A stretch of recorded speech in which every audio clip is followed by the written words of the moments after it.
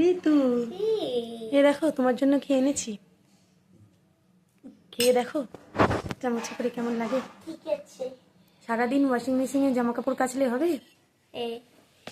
সারাদিন এটাই কাজ চলছে। কাছে এগিয়ে নাও। কিরম হয়েছে গো? আস্তে আস্তে খাও, আস্তে আস্তে খাও, গরম নেই তো?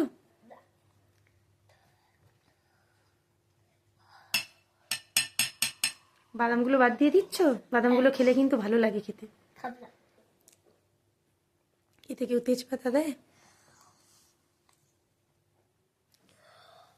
চামচটা এইভাবে দাও।